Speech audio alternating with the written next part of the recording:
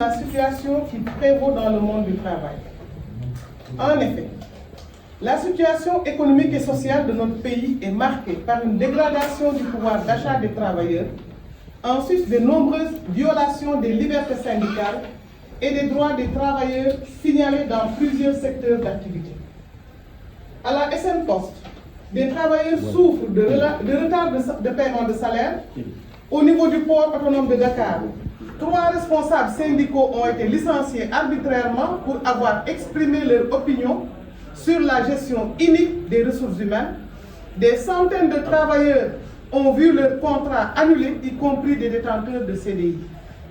Ceci en totale violation du Code du travail, dont le respect ne semble pas être de mise pour certains responsables de société.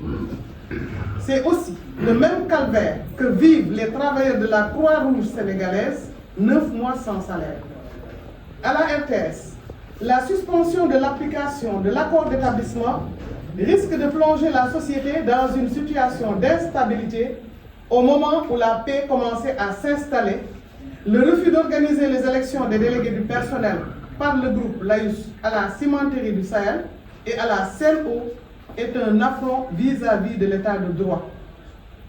L'approche pour le moins frontale des nouvelles autorités dans la gestion des différends avec la presse menace la stabilité des emplois dans certains organes de presse avec des départs notés.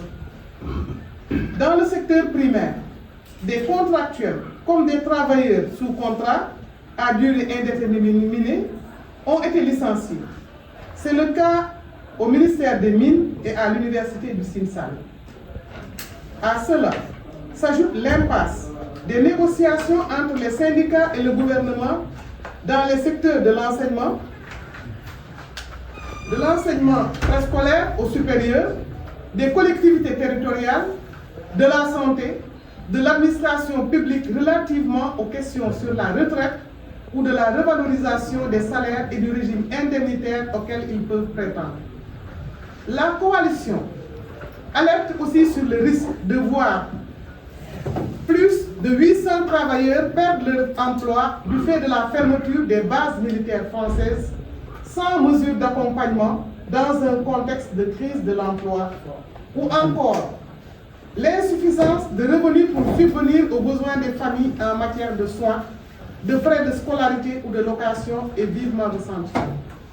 Ces décisions antisociales prises par les autorités pour licencier des travailleurs ne sauraient être justifiées sous le prétexte renversant que ces recrutements ont une connotation